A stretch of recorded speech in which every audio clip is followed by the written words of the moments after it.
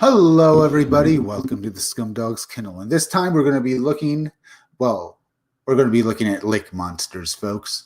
You know, like Nessie, like the Loch Ness Monster and other monsters like Champ.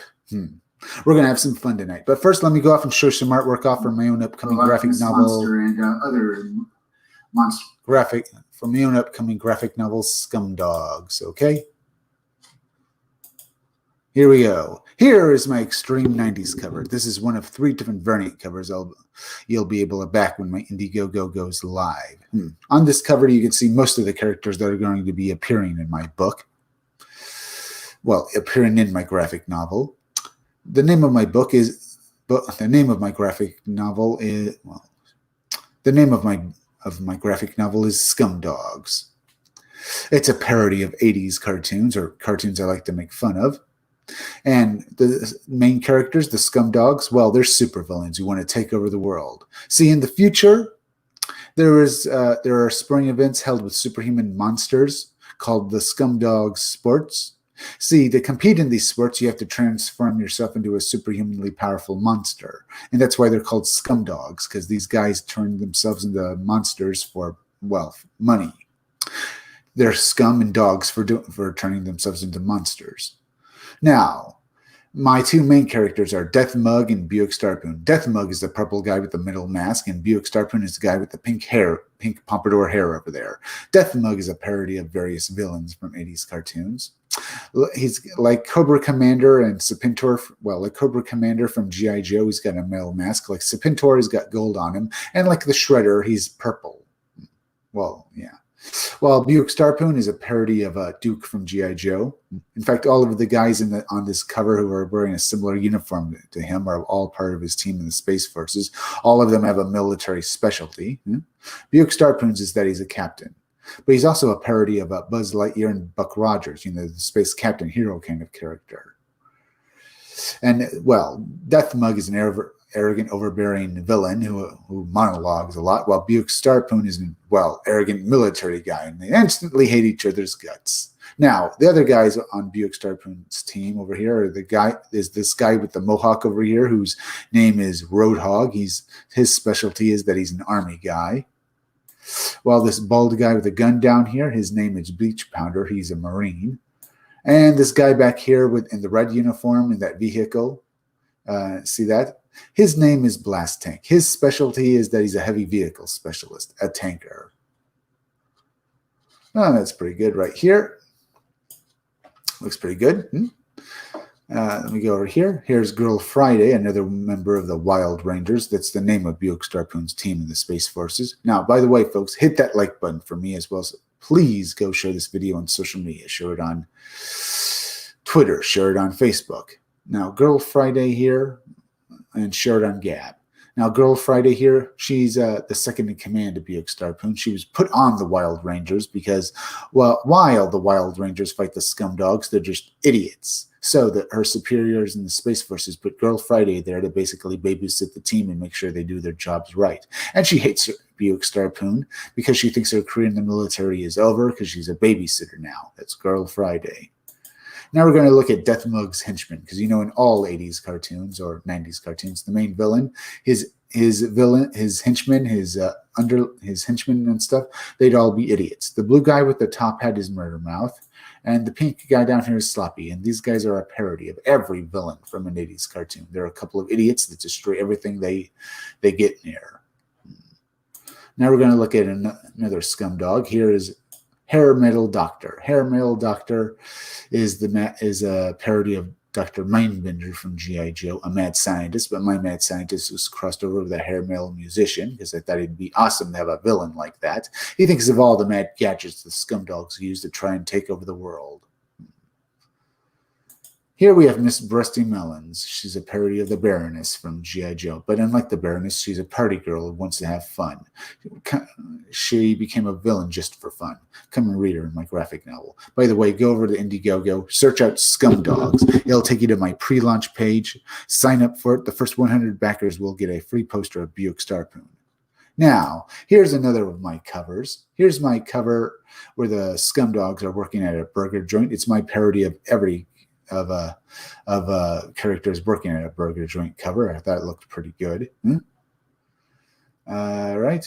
And here's another parody cover. Well, here's another cover for the Scumdogs graphic novel. It is Death Mug and his underlings chasing down my parody of the Snores, of the Smurfs, the Snores. See, look at them. They're purple and they're themed on carrots.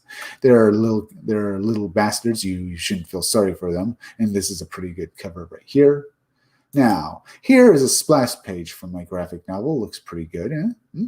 Here we have the Scumdogs and their spaceship, the Scumdogs Dreadnought, flying over the USS Outstanding, which is Buick Starpoon's ship, and they're trying to get into that spaceship with the big red face on it, because there's a MacGuffin they're going to use to try and take over the world. Looks pretty good, huh? Let me go back over here. We've been at this for 5 minutes. Let's see, have you guys hit that like button for me? Yes, you have. And as I said, we're going to be looking at lake monsters tonight, so that's pretty good. Let me exit out of this right here and exit out of this. All right. Now, let's go see if there's any new Indiegogos up. Really need this. Nemo. All right.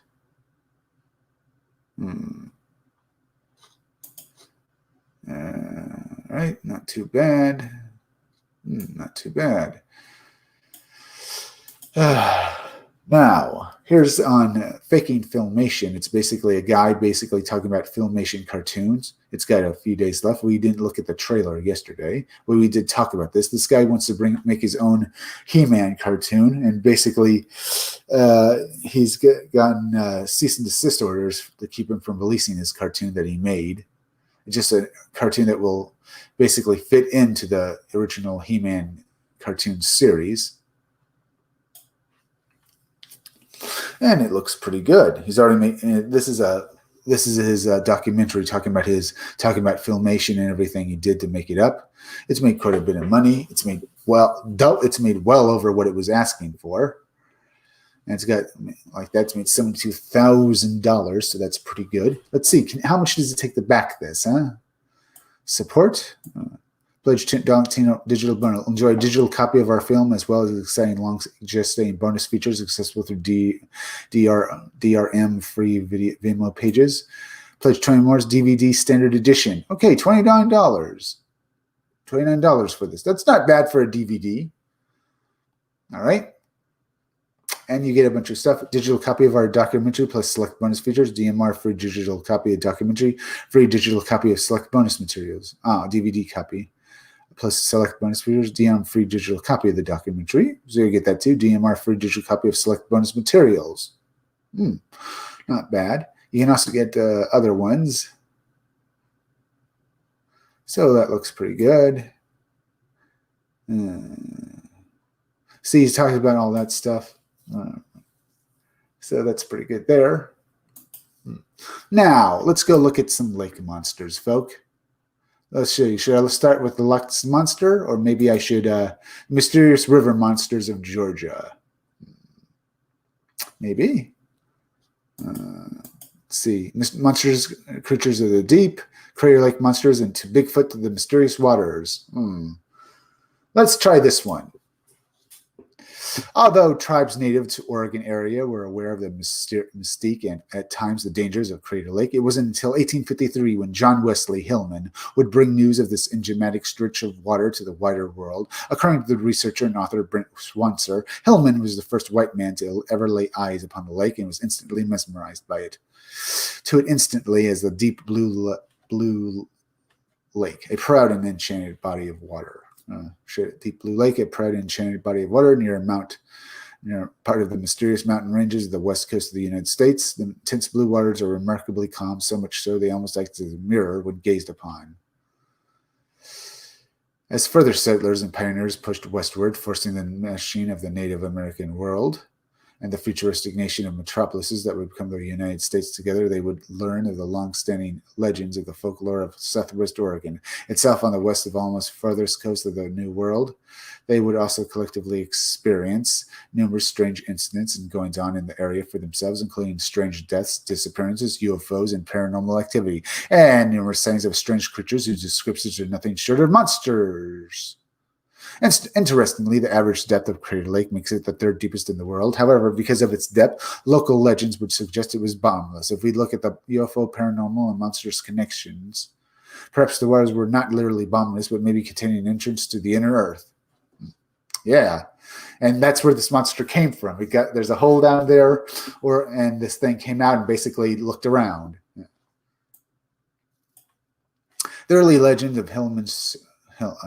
Perhaps fittingly, the aforementioned Hillman was part of one of the first legendary accounts of the settlers in the area. 1853, Hillman, along with two other settlers to the area, Henry Keppel and Isaac Scares, would lead a search mission for a missing miner known as literally a set him up. According to the story, this mysterious miner had a habit of wandering into the wilderness to the surrounding woodlands. However, he would then return with an abundance of gold. He would never divulge where he obtained the valuable metal, from leading many to suspect that he had discovered his very own gold mine, or that he had a secret cabin somewhere in the woodland. They made no secret about it among each other, that as well as looking to locate the missing miner, they were also going to actively locate and claim for themselves at least some of this apparent wealth. At this stage, a very little of the surrounding areas were explored. With that in mind, the three men set out with literally no clue as to where the mysterious hideout might be. Perhaps against the wisest course of action, the three men would separate in order to cover more ground quicker, each taking a part of the research part with them.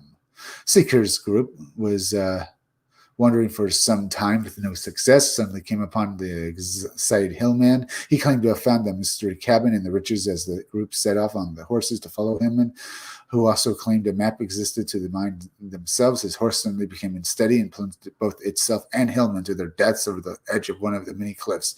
The mystery cabin remains exactly that. The extremely strange death of Mr. Cornelius. Extremely strange, huh?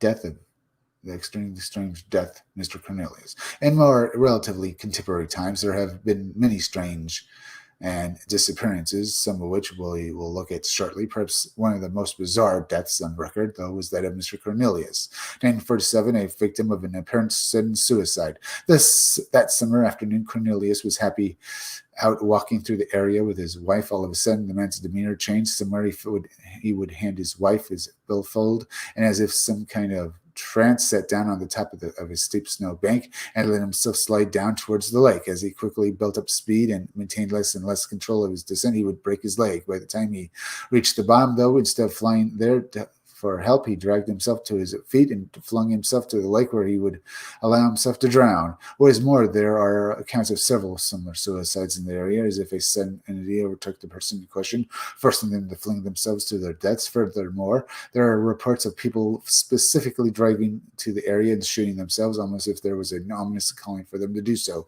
What is perhaps interesting is that other mountain ranges have legends that speak of an overtaking of a person's emotions, perhaps most notably the Scots-Gullingoms range, and specifically Binmatu and the legend of the Big Gray Man. It is certainly an interesting notion that the land itself is haunted, perhaps even alive and ready to feed off the emotions of those who tread with its boundaries. Intriguing connections, connections to Mount Shasta, California.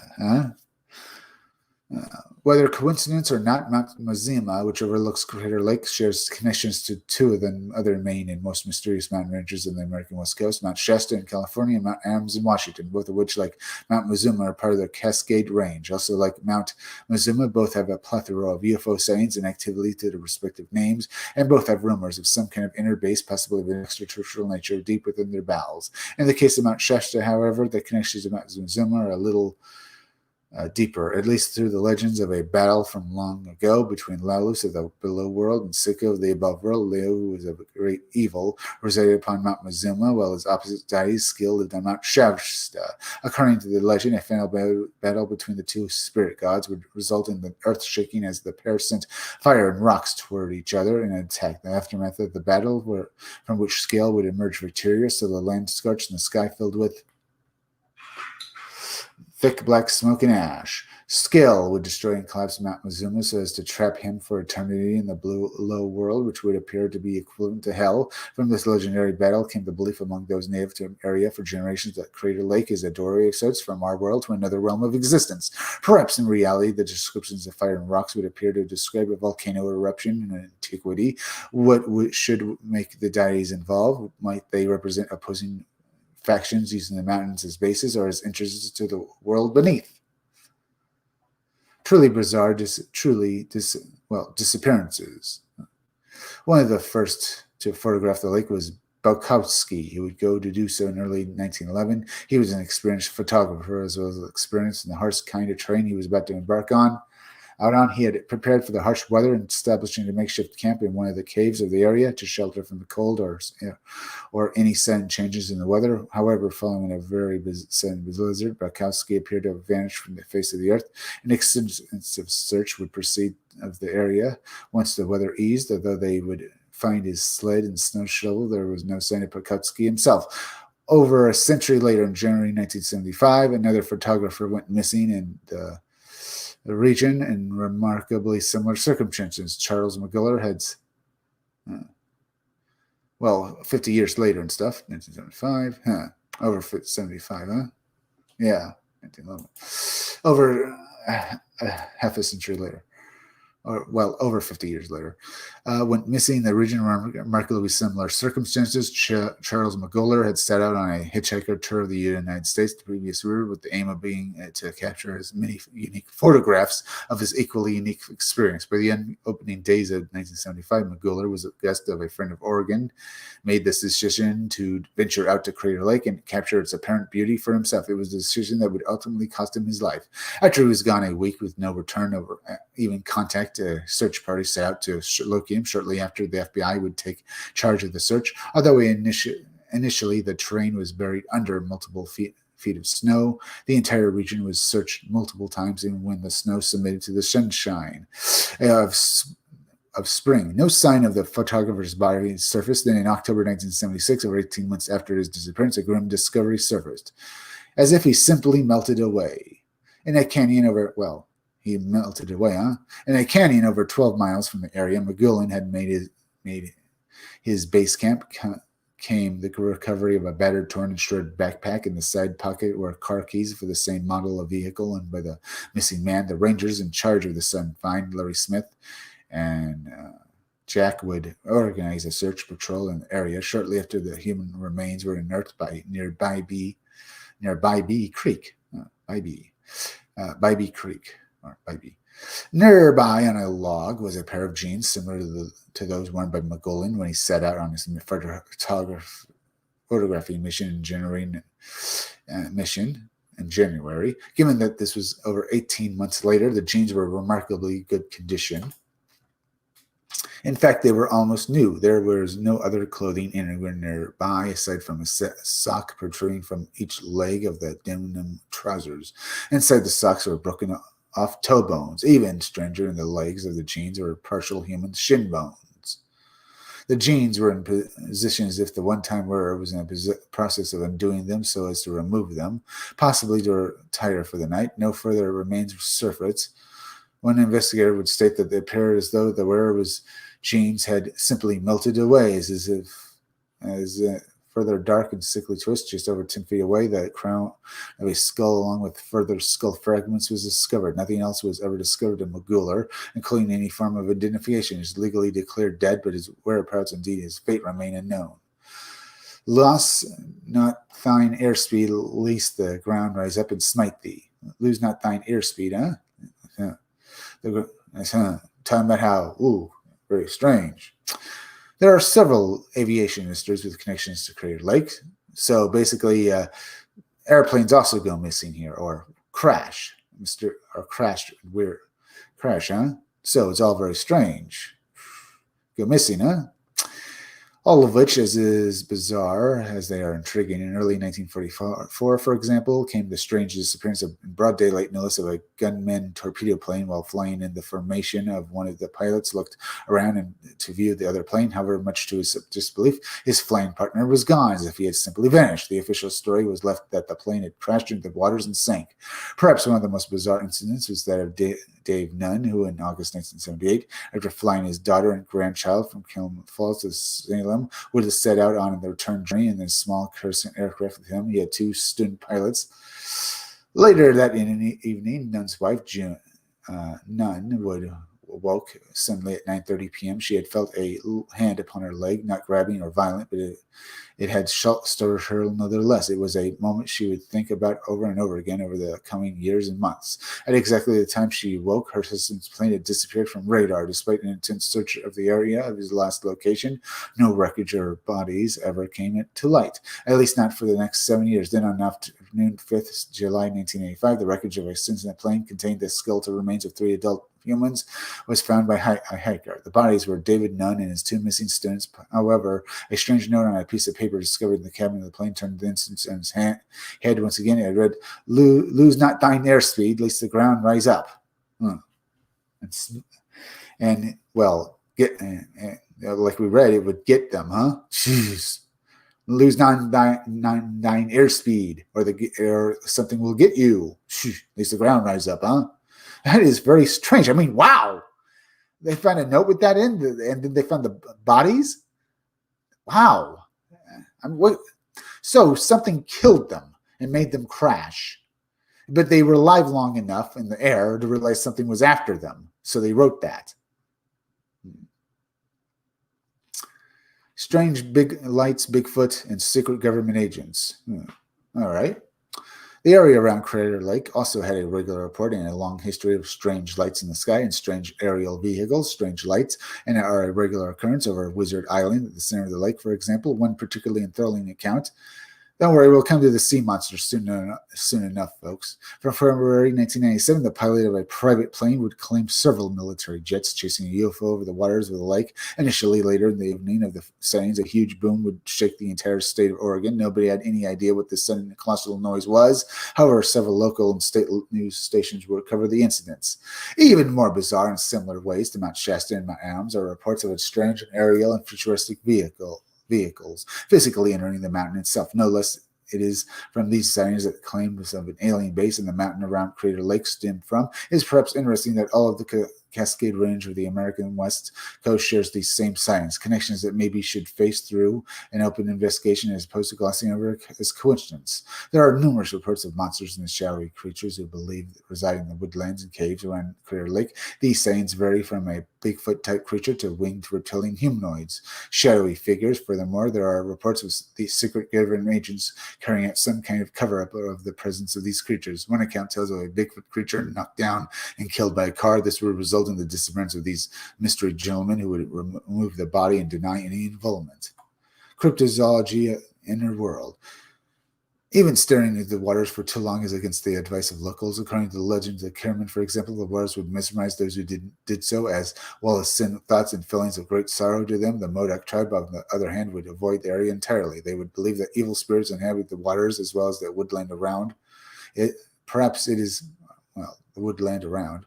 Perhaps it is also worth mentioning the persistent legends of apparent inhabitants of the inner earth and their advanced technology, weapons, sending in negative emotions and feelings up to the population on the earth's surface. Some claim that many of the criminal activity as the negative thoughts and actions of many are the result of these malicious weapons. As we have alluded to throughout the letter of the descriptions, sounds like the Duros and Teros. These are people and organic robots live in the inner earth, and they apparently have they have weapons that can do weird things. This sounds like something they would do. Well, the Turo and the Duros, one's good and the other's evil. As we have alluded throughout, a lot of the descriptions available could very well suggest accounts of activity from a race inside the earth. Many such legends exist in different cultures around the world, and the vast majority of them revolve around interests around mysterious mountains and cave systems. Surely too many for simple dismissal without investigation. I thought there were lake monsters. It said lake monsters. From monsters to Bigfoot, the mysterious waters. Okay, folks. I assume there was maybe something like that. Monsters, creatures deep. Crater lake monsters to Bigfoot, monsters waters. Just assume there was a big lake monster there, huh? All right. If you can, folks, hit that like button for me, as well as please go share this video on social media. All right. Loch Ness Monster. How far into this? We're 24 minutes in. We're not doing too bad. We talked about that. We talked about, well, I guess lake monsters. I am doing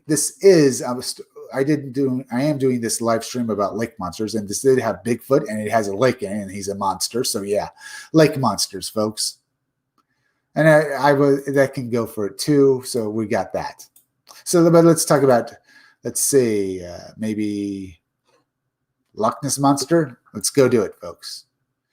The Loch Ness Monster is known by the nickname Nessie. Is probably the creature that most often leaps to mind when ordinary people think about cryptozoology. This study of animals that may or may not exist. Nessie is virtually a symbol of cryptozoology. This creature has probably been the object of more sustained media attention than any other individual type of cryptid, with the possible exception of Sasquatch and some less traditional cryptids such as the gray aliens. Yeah. Witnesses tend to describe an animal with sleek, rubbery, blackish gray skin, about 20 feet long. Nessie usually has this serpentine body that is typical of sea serpents and lake monsters, furnished with humps along its length and one of the more sets of paddles, or sometimes stumpy legs. Nessie's head is often described as roughly horse-shaped, and people sometimes think it's a plesiosaur, a dinosaur, and stuff like that survived in the modern age as roughly horse-shaped. And it could be, maybe the Nessie is a plesiosaur from the inner earth, and it basically gets up there occasionally. All right. It may, horse-shaped, it may have a straggly mane running down its neck, and some witnesses report small horns or a crest, especially those who see the Loch Ness monster from close up. Sometimes witnesses report a similar rounded turtle-like head. This head is the one that seems to appear most of the famous Nessie photos. Sightings. Most Nessie witnesses describe creatures similar to sea serpents and plesiosaurs. However, some describe creatures similar to the extinct species of carnivorous white whale. Yeah, most Nessie witnesses describe creatures similar to sea serpents and plesiosaurs. Yep. Sea serpents and plesiosaurs. People also think it might be the first series of wave of Nessie sightings came in the 1930s and have continued ever since. Origins for the wave of sightings. Yeah, some people also think it might be a type of fish, a very big. Come on, I can't remember what kind of fish what they called it. They think it might be a type of let me see here. Type of fish, trying to remember it. Loch Ness Monster. Let me do this. Is a Loch Ness Monster Wikipedia.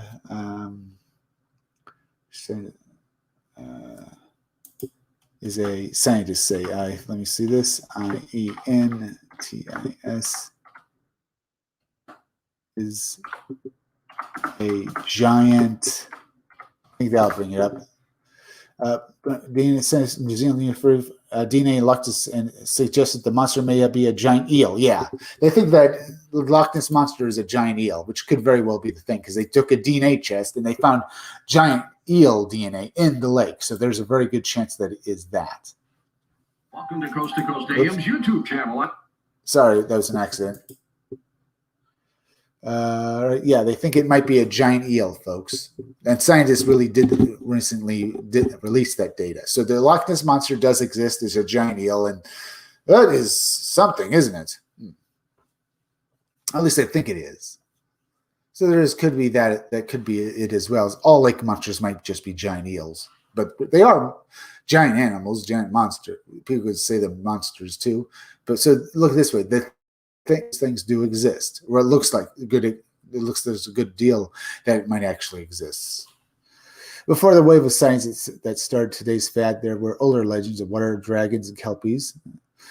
Yeah, and Loch Ness, however, yeah, I could believe that it's actually a kelpie as well, one of the fair folk, this kind of shifting fairy and stuff like that. I could believe it as well as being a giant eel. However, these older legends were much more variable in how they described the appearance of Nessie. So most researchers do not rely on them much. Simply noting that they exist. Yeah. Pardon my throat. However, these older legends were much more variable in how they describe the appearance of Nessie, so most researchers do not rely on them much, simply knowing that they exist as being a reason to suppose that the Loch Ness Monster is a much more than a recent fad. Explanations. If Nessie is an animal, it had to have a mother, and at one point there had to have been a viable breeding population of the species. However, some more untraditional theories suggest Nessie comes from some type of space-time anomaly, causing a plesiosaur, belosaur, so some even say a sauropod to be transferred to modern day. Even stranger, these theories suggest genetic experiments and mutations, though these are all considered very unlikely, and of course, possums, the creatures exist in the first place. The idea of horns may sound ridiculous, but it may have some credence to it if the Loch Ness Monster is actually a zoolodon, a primitive species of whale, because the zoolodons were only a few types removed from milicids. Ungulate predators and ungulates often have horns. Most theories suggest that it is a family or plesiosaurs. Other theories suggest that Nessie's a large leech. Entertainment. Nessie is also. Let me go over my things. My computer's kind of slowing up, folks. Let me do something here. Just a moment, folks, while my computer unfreezes. And stuff like that. Nessie is one of the most well-known cryptids as the creature has been featured in many TV shows and even games. In 2001, the Dimension Films released a movie titled Beneath Loch Ness. A scientific expedition team investigates a string of attacks that plague Scotland's infamous lake. Well, that is interesting as well, huh? All right. That is very well. I mean, really. My computer's slowing down, so I have to talk to you. What could these monsters be? What are people seeing in Loch Ness? What are they seeing in Crater Lake with Bigfoot and stuff, and the aliens abducting aliens and stuff? And on here, what are people seeing with this Nessie? Most likely, with the lake monsters like Nessie, they are giant eels. Hey, it does prove they exist, and they are huge. I would like it to be a plesiosaur. I mean, I really would. Computer's a little slowing down, and for it to speed back up. Maybe I should go over here. My computer is completely. Sorry, folks. As I said, what could these monsters be? Could these things basically be related to the inner Earth in some weird manner? Did they come out of it? I mean, I don't know, but it is very, very fantastic to read about this stuff. I mean, where could this stuff come from? Here we are. Scooby-Doo and the Loch Ness Monster. I'm going to skip that. 2008, Inside Films made a movie known as Beyond Loch Ness, or Loch Ness Terror, about cryptozoologist whom, as a kid, witnessed his father being eaten by the infamous Nessie at Loch Ness many years ago, and tracks the legendary beast to Lake Michigan, where he and his offspring cause a bunch of trouble, huh? And the popular BBC series about Loch Ness Monster being a plesiosaur, okay? Here are different pictures of it, what they think Nessie looks like. Very interesting, I have to say. Very good. Here's a video of Nessie that clearly shows elongated back, so there's that. That looks like a eel to me, and these other creatures. But they could also be it as well. Very cool. There's some more artwork. All right, very interesting. as I said, maybe whatever Nessie could be, she's definitely, there's a good chance now that she actually exists. They actually found DNA of giant eels in the Loch Ness.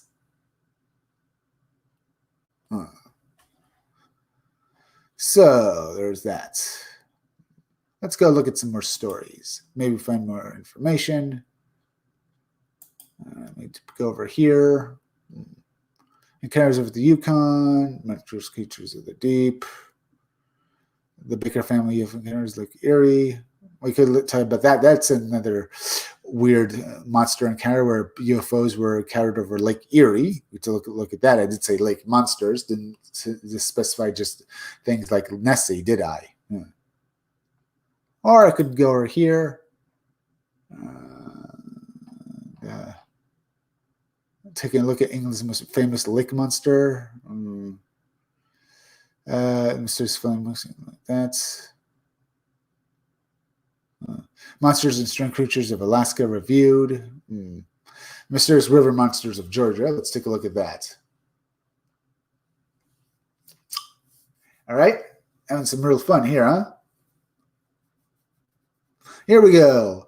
Meandering through the countryside of Georgia in the United States is the Amden River, which stretches for 137 miles.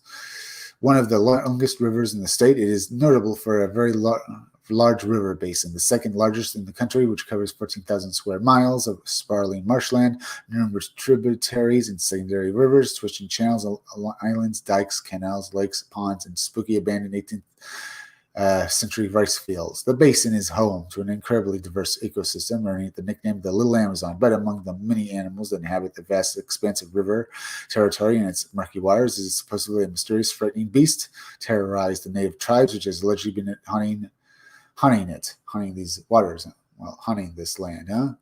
Ooh. There's another possible giant lake monster or river monster. The lower Megassi Creek tribe often spoke of a creature they called the Timaha, said to be alligator-like reptilian beast. Yeah, I know it's a river monster, folks, but it's we're covering this stuff anyway. Around 20 to 30 feet long, gray or green in color, with a whitish-yellow underbelly with white front flippers instead of legs, a powerful tail, a bony armored back. It sounds like another creature like Nessie, maybe a giant eel. A very large eyes and oversized mouth full of sharp teeth. It was mostly seen as an aggressive creature, best to be avoided, and its favorite hunt was believed to be in an open area near where the sleepy little town of Darien, McGill Country, is now located, as well as a place called Butler Island, far from mere folklore. When the first settlers of the river arrived from Scotland to found the town of New Inverse, which would become Darien, they too began to report seeing this creature both in the water and on shore, sunning itself. Although it was frequently said for a very long time, one of the earliest real publicized reports of the monster allegedly occurred in April 18th. On April 18th, when a schooner captain and his crew claimed to have carried it off of St. Simons, just below the mouth of the Adamawa River. It was described as being a whopping 70 feet long, with a body as thick around as a large barrel and with a reptilian crocodilian head set upon a longish neck, and there would be several other reports. So another Pelosaur creature, of the same thing in the days after the account. Or a dragon, a crocodilian head set upon a longish neck, and there would be several other, Yeah, it sounds like a dragon as well. Reports of the same thing in the days after the account. The creature would be spotted numerous times over the years, with some of the reports becoming quite high profile in the news. One such sighting supposedly happened in 1969, when a Donnie Manning and his brother were fishing along the river. At a place called Clark's Bluff, when they saw a strange creature but go cruising past them, they at first thought it might be a sturgeon, which are known in the river. But a closer inspection showed that it was more like an alligator, about 12 feet long, gunmetal gray on the top and oyster white below, yellow on the bottom. A crocodilian head, a horizontal tail like that of a dolphin. Ooh, and a bony triangular ridge stretching down its back, as well as a dorsal fin. The creature apparently actually took the bait off their hooks and snapped the lines in the 1970s. A man by the name of Harvey Blackman would also see the beast. Sounds like a friggin' dragon or a plesiosaur. Or it could be actually they're misinterpreting what it is, and it's just some sort of alligator or a crocodile, because it does sound like that as well. Saying it was 15 to 20 feet long with a snake-like head, the creature was seen by several other witnesses at the time, and it was said to have caused a lake wake large enough to cause boats to bob about. One of the witnesses even claimed to have fetched a rifle to shoot at it, but it had by that point disappeared into the gloomy depths. In the 1980s, a few major sightings as well. One report from the 1980s came from two men who saw it on a mud bank where it appeared to be stranded, struggling and thrashing about, trying to dislodge itself. It was very much like the other descriptions, two nurse flippers, but no rear ones that could be seen. It apparently finally managed to free itself and swim off. A crab fisherman also saw a creature he described as looking like a mince eel. Yeah, another eel, huh? The report that probably best launched the Timaha, by now often known as RLT, into the public consciousness was made by a former newspaper. It could also be an eel and a plesiosaur as well, folks. Publisher Larry Cabin, who, along with a friend, spied a humped reptilian beast swimming and leaving a wake as they were fishing at Smith Lake. Sightings have continued right up to in 2002. A boat reportedly saw a 20-foot-long, 6-foot-wide reptilian creature break the water as if coming up for air before sinking back down below again to disappear. And even more recently, there was allegedly video footage of the Omaha 2010 in the channel of Fort King George Historic Site in Darien. Although it is quite blurry, indistinct, and recently as of 2018, the Omaha was making the news with a mysterious carcass reportedly be washed up on the Wolf Island National Wildlife Refuge. A photo was taken off the dead creature, which looks very reptilian and much like one would imagine the Omaha to look like, but considering that the actual body was never produced for study, it was widely denounced as being a hoax, before being found to have been a piece of performance art fashioned from a stuffed shark and paper mache. However, the sightings continue, and many believe there is something to it. However, just what this something could be depends on what you ask. What is it, huh? What could it possibly be? There have been a lot of disparate theories for what the creature could be. For some, it is merely a misidentified local wildlife. With alligators, manatees, and large sturgeon known to prowl the depths. It could also be a giant eel, or maybe a plesiosaur. And even beavers have been proposed as a culprit. There, of course, is also the idea that it's just floating logs or other debris, or that this is all hoaxes and made-up stories, but could this really be an unknown creature that has managed to remain hidden? The region is full of relatively untouched wilderness and wetlands, and it certainly seems that something large could find a way to hide itself away here. But what would it be? There's no answers at this point, and the mysterious Althama continues to be cited. As I said, maybe there's another opening to the inner earth, and this is another giant plesiosaur coming from a dragon, or a dragon, or maybe it's just another giant eel.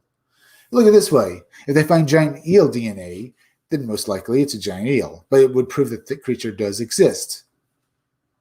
But that was fun, wasn't it, folks? Talking about this stuff, talking about what these creatures could be. I personally hope that these things all really do exist. I would love it to be a dragon or a plesiosaur, but I don't know. It's probably a giant eel, and yeah, a giant eel is good, and it does prove it exists. And proves that that people were seeing something.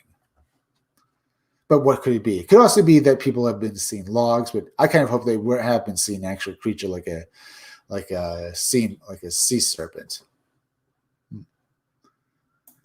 Let me go over here. I could get us a few pictures up. By the way, folks, hit that like button for me, as well as please go share this video on social media. Share it on Twitter. Share it on Facebook. Share it anywhere. As well as go over to Indiegogo and search out the pre-launch page of my graphic novel, Scumdogs. Just go to Indiegogo and find Scumdogs. Find my pre-launch page and sign up for it. The first 100 backers get a free poster of Buick Starpoon. All right, we looked at this. Stuff like that. What else to look at? I guess I should go over here. Let me look at Lake Monsters.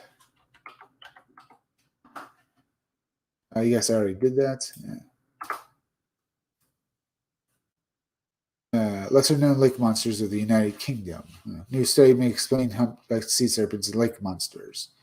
Could look at that. About those lake monsters roaming the landscape. More on the world's weird lake monsters.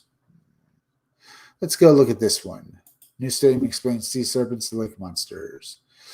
Tales of sea serpents and sea monsters have been around ever since humans climbed onto a log to float and decided there must be a better way to sail. They've been depicted in stories and movies, pictured on maps. Humans climbed on top of a log to float and decided there must be a better way to sail. They've been depicted in stories and movies, pictured on maps and abbreviated to lakes where a few have attained celebrity status. Looking at you, Nessie. Well, looking at you, Loch Ness Monster. Yet, there has never been a plausible explanation for them, especially the massively long, multiple-humped versions of a lore that couldn't be written off as giant squids, giant dinosaurs, or giant anything else. That changed recently when one researcher studied hundreds of historical sea serpents reports around the British Isles and noticed something many of those multi-humped sea monsters had in common, something that could explain their existence, even in modern times. Was he looking at you, too? Robert L. French, currently the Department of Plants, Food, and Environmental Science at Canada's Dalhousie University, was looking at over 200 sea serpent accounts between 1809 and 2000 from historical newspapers, scientific journals, natural history books, cryptozoology checks. And that's another thing. Why do so many lakes have a sea serpent-like creature? Why a sea serpent? Why that? Why not a giant fish? I mean, with the ocean, that's another thing. Why sea serpents? I mean, there's these snakes, but why make them giant?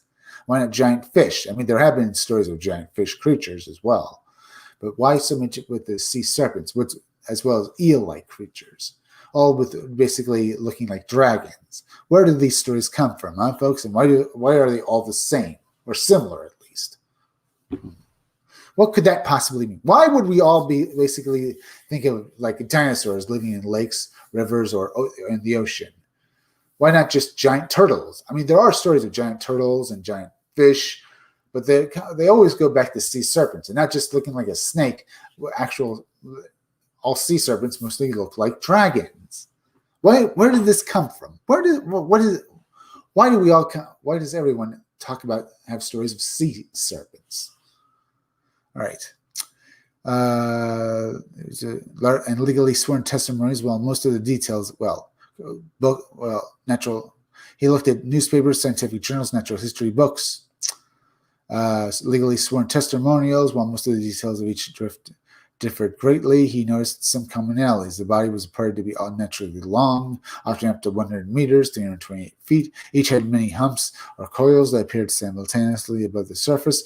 Most had hair or whiskers. Their movement was either fast swimming or violent thrashing, or both, although this was enough to scare ancient mariners and many modern sailors as well, but not France. He matched every single one of these actions and descriptions to one creature. The present study demonstrates that careful praising of eyewitness accounts of identified marine objects, which at the time were purported to be sea serpents of the many-humped or string of buoys tripology, actually reveals that marine fauna in the British Isles have been victims of entanglement in fishing gear for a much longer period than is customarily assumed. Disappointed it wasn't a prehistoric creature still roaming the seas today. We should be more upset that these marine entanglements still exist today in acceptable numbers. Studying the Journal of Fish and Fisheries, French shows that these sightings increased about the same time as fishing crews switched from small rope nets and short lines to stronger, denser, bigger nets and longer lines to attach to buoys. So they're basically nets, huh? It could be as well. But they also found giant eel DNA in Loch Ness, so there's that as well. 2. Predominantly synthetic lines and nets. A massive science explains. abandoned or long-lost rope nets and lines caused marine entanglements, but they were smaller and sometimes easier for the many fish bound together to release themselves fairly quickly. With large, stronger, and virtually synthetic nets, quick release became nearly impossible without intervention, so studies of long nets wrapped around hundreds of large fish and whales, threshing and dragging buoys, which could easily be mistaken for sea or lake monsters. That is true as well. There's another good explanation. Could marine entanglement explain sea monsters prior to the 1800s? Definitely. Rope nets have been used for centuries. They're mentioned in the New Testament, given the ancient ones could tie up fish, dragging logs along with them, and appear to be monsters from afar. Large lakes that report lake monsters also host large fishing industries with large nets and long lines. What does all this mean? Perhaps the best advice to come out of study and analysis is that anyone spotting a sea serpent or lake monster should wait before calling a cryptid site and instead notify National Oceanic Administration, which is an office that works with entanglement responses and stranding networks partners around the country to safely free marine animals and sea turtles from threatening entanglements and along with gathering valuable information that could help reduce their frequency and effects. Basically stop stuff like that. But it doesn't say that there aren't sea monsters either. I'm glad I covered that. Well, I'm glad I read that there. Should I? I mean, I wanted to talk about sea monsters and stuff. Lesser known lake monsters of the United Kingdom. Scottish lake monsters that don't live in Loch Ness. Maybe. But I think some lake monsters are thought forms. All right. Let me go back over here, folks. Hey, have you hit that like button for me, folks? If you have, please do so, as well as please go share this video on social media. Looks like we have 3 likes. Not too bad there.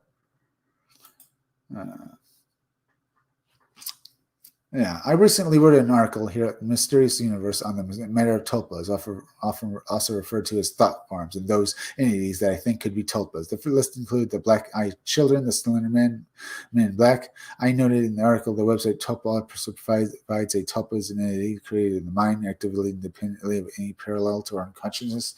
They are able to think and have their own free will, emotions, and memories. In short, a tulpa is like a sentient person living in your head, separate from you. It's currently improving whether or not tulpas are truly sentient, but in this commonality, we treat them as such. It takes time for a tuple to develop a convincing and complex personality. As they grow older, your attention to their life experience will shape them into a person of their own hopes, dreams, and beliefs.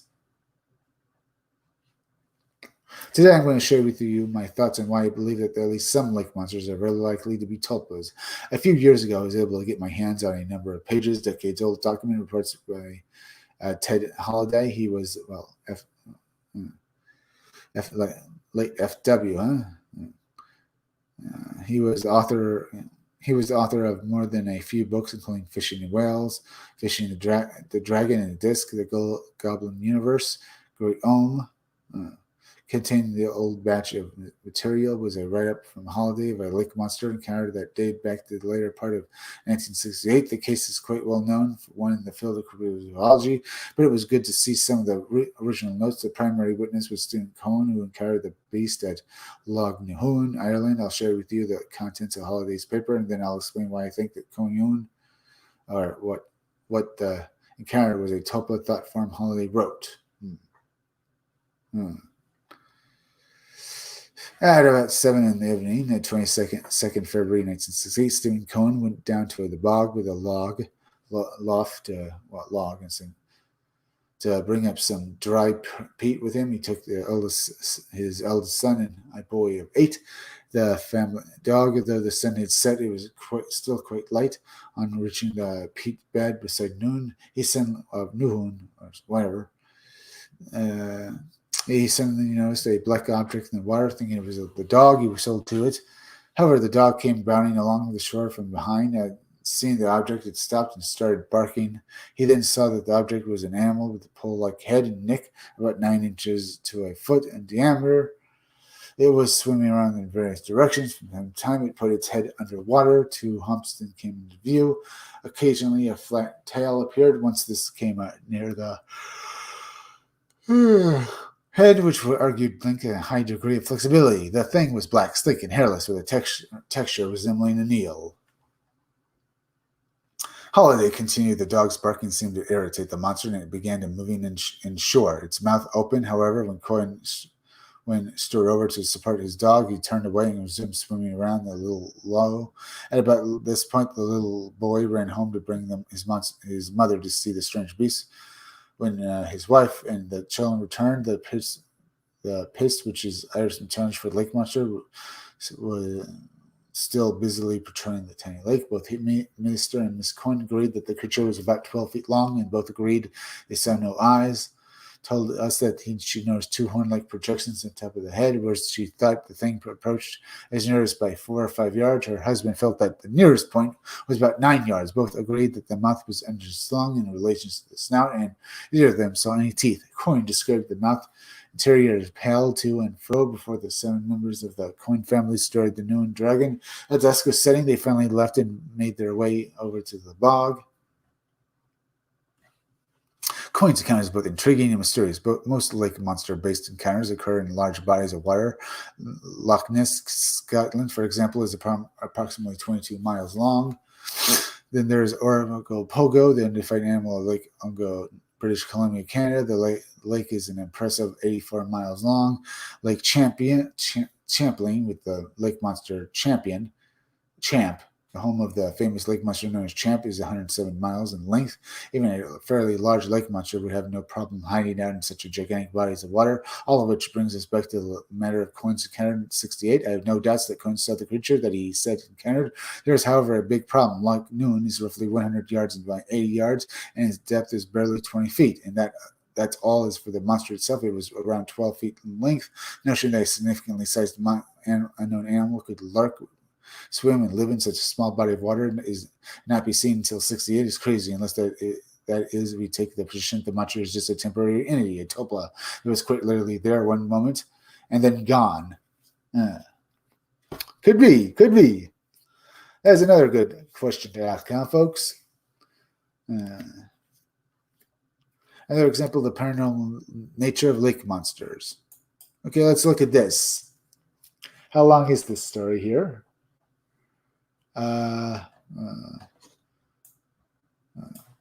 By the way, folks, hit that like button for me. It really helps me fight the algorithm, as well as please go share this video on social media.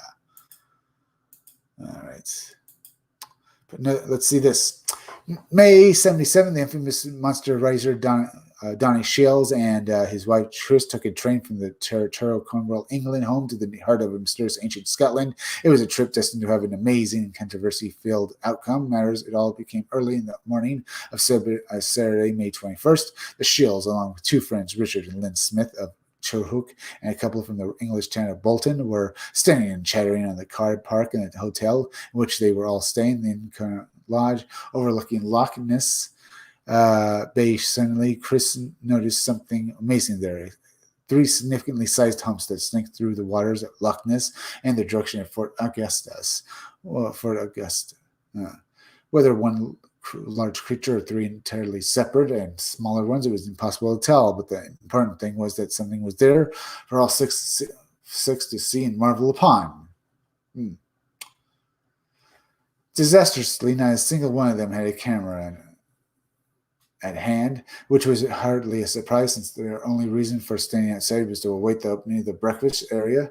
Shales considered making a dash for their hotel room, but was thwarted from doing so when the 3 humps slipped beneath the waves and beasts was gone.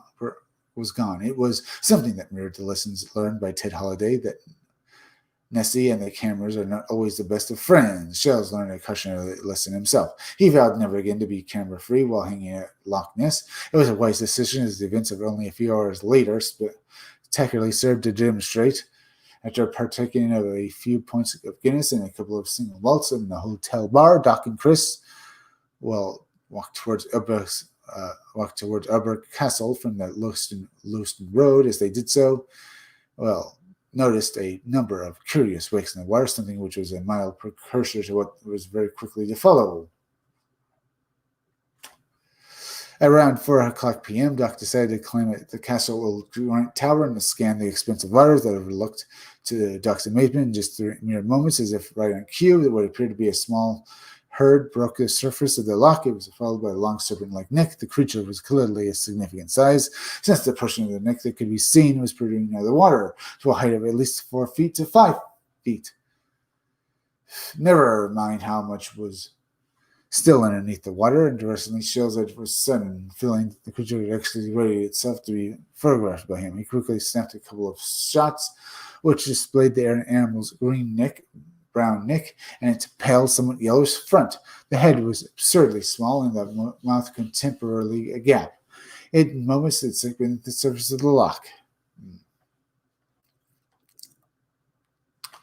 Doc was beyond delay, as was Chris, when he quickly decided to tell of what he had just seen and photographed. Despite the pair diligently checking out the lock for the next few days, nothing else of a meaningful nature occurred. It was now time to head back home to Cornwall and get the photographs developed. As is quick fire time, the real film was handed over to local journalist and friend David Clark, who in turn gave it to the Norway Color Service, the company that did most of the development of the local magazine. Clark worked out Carnage's life to the delight of David and Duck. The images looked near perfect. The shells had caught the beast in just about the best pose possible. Some suggested the best pose was just too good to be true, which is hardly surprising given Doc's reputation as a skilled magician and wizard. There are, however, strong reasons why we should not consider the photos of examples of nothing stranger than expert fakery. Doc quickly contacted another. There's nothing of stranger. Doc quickly contacted another local journalist and friend, Mike Truscott, who immediately put a call into the Gaskill Scotland Tyler Record newspaper, where news desk expressed major interest in Doc's pictures. The photo editor of the Daily Record,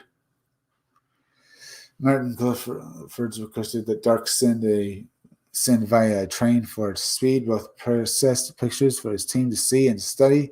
It was wise of Doc, as it turned out, that he chose not to send. Damn it. Both processed pictures. His team. Doc quickly contacted another. Just the best pose, too good to be true. And figure. Anything stranger, huh? I've lost my place. Damn. Both processed pictures for this team to see and study. It was the wise of Doc is what? Both processed pictures for this team to see and both processed pictures for this team to see and study. It was wise of Doc, as it turned out, that he chose to not to only send one. To his credit, Griff further asked for the rest of the film to be sent so that he could confirm Doc and Chris really had been in Scotland and explicitly at the lock. A study of negatives by Griff further demonstrated that the photos of the Nessie were taken exactly where Doc had claimed at Loch Ness. Indeed, as the roll of negatives showed, the two images were sandwiched between a variety of other shots: Loch Ness and Castle and the Ecuador Lodge Hotel. Gil further phoned the hotel to get confirmation the shows had stayed there. The owner confirmed they did, and on the very days in question, impressed by all of this validation, it was long before the Daily Record published the story, as did the Daily Mirror, one of the nation's biggest selling newspapers at this point. Things get very strange and dark. As Shell himself noted, the newspaper promised to send all of my pictures back at once, but it was almost too nail-biting. But weeks before I received the monster slide, my full-day snaps had been temporarily displaced.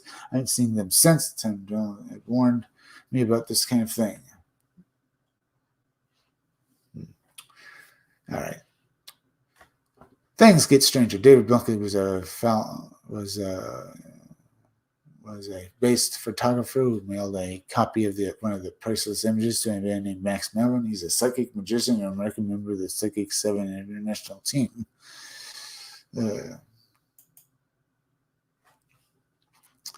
Just a moment.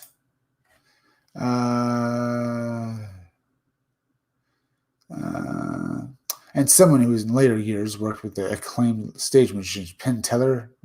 the claim down somewhere between Falmouth, England, and Boston, Massachusetts. The image was well sealed and protected package. It was never seen again. Another attempt to share the image was failed miserably when a glass slide prepared by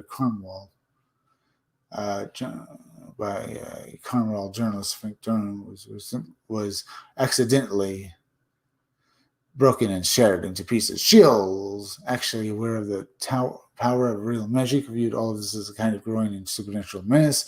It wasn't the end of the story, however. There was a far worse to come. Dr. David, who was a part of the Psi team, suffered a heart attack. Major Leslie May, also on the team, was stricken with ill health. Several of the members investigating the sightings at Loch Corcal vanished without a trace. Doc had a son injured in a motorcycle accident. One of the dancers was thrown by a horse. Another was hit by mysterious stomach pains. The family's pair of pet cats died. And rather bizarrely, Doc, fortunately, not surprisingly, Shields knew when it was time to back off. And this time was now. He knew he had been pushing his luck throughout the entire exercise. For now, it was clear that he had pushed back at the same luck way too far. The supernatural backlash had reached breaking point. It was a darkened development of July 1977 that led Jaws to sever all ties with the rest of those attached to this particular project. That is interesting, isn't it, folks? Very, very interesting. Hey, Marsupial Gamer, thank you, Kane. Hey, Chris, what's up? I'm talking about lake monsters, folks. This is what this live stream has been about. I've been looking at it for a while. We've been having some fun. Feel free to keep watching, folks, but watch this again, folks, because I'm coming to the end of this live stream. I can't thank you enough for coming in for this live stream, Marsupial Gamer. But we're coming to the end of this live stream, and I pretty much came to a pretty good end right here and stuff. Let me see this. I was part of the Psi team, suffered a heart attack. Like, yeah. And there was far worse to come. So they say that there was something very strange going on here, that this lake monster somehow caused these people, these investigators, to have heart attacks and basically have their family members injured. So that's all very weird as well. But this is all very strange. Why would an animal like that have that kind of power? Maybe the animal's cursed, or maybe the lake itself is cursed and bringing misfortune to the people who are basically trying to get photographs of this sea monster on it. That's very strange as well. I mean, why is that? This almost sounds like this almost sounds possibly like the fair folks. What it means, the fairies. Maybe they're curse on how fairies will curse someone if they take something from a certain part of land, like a rock or a particular gem or even some blades of grass from a particular area of land, or if they mistreat the land by basically breaking a bunch of rocks or basically making a storm, disturbing a mound on a particular piece of land. The fairies will curse somebody and bring misfortune to their family. Because that sounds a lot like it.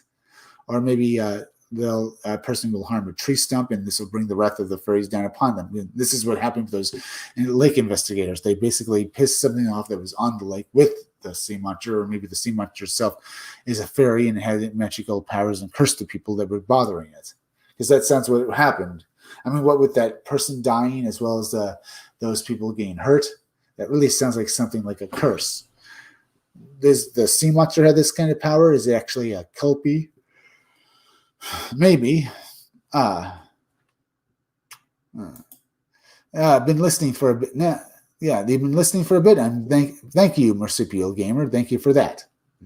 If you want to, you can listen earlier. I talk about lake monsters and various weird things. And as I've been saying here, it sounds like this lake monster here brings misfortune to people who basically chase after it and stuff. Much the same thing with people talk about fairies and elves. If you mistreat the land or disturb something on the land, like a tree stump, how they'll bring misfortune to the person who did it. Because that sounds a lot like it, I have to say. And I say we're coming to the end of this live stream. We had a pretty good one, folks. Remember, folks, please go and subscribe to my YouTube channel. Read comics; they're bad for you. The there is misspelled. misspelled. It's THERE. So make sure you're still subscribed, as well as please go and share this on social media. Share this video on social media. Share it on Twitter and Gab, as well as please go leave some comments down below. Leave some comments down below because I'd love to hear from you guys, as well as hit that like button for me. And one more time, please go share this on social media. All right. Also, please go over to Stitch Together Pics. Stitch Together Pics is a YouTube channel that deserves far more subscribers. You're going to love his videos and reviews of movies, folks. He is great. Stitch Together Pics is a great YouTube channel, so go and subscribe to it. So go and subscribe to him, as well as go and subscribe to Creepy Little Book. Creepy Little Book is like the Art Bell radio show. He releases small videos talking about high strangeness, but he also does live streams every night. On weekdays, he live streams at 12:30 a.m. On the weekends at 11 o'clock p.m. He talks about aliens and ghosts, and you learn so much. As well as please go and subscribe to my Rumble channel. Go over to Rumble, search out Comic Freak, and subscribe to my channel channel. I upload all my videos to it and stuff, as well as go over to BitChute and subscribe to my BitChute channel. It is also named Comic Freak, and I upload all my content to BitChute as well. Remember, folks, I'll be back again tomorrow around 5 o'clock or 6 o'clock, 8 o'clock for another live stream. So be sure to come back again then. I'm Chris Williams from the Scumdogs Kennel. Thank you all for joining.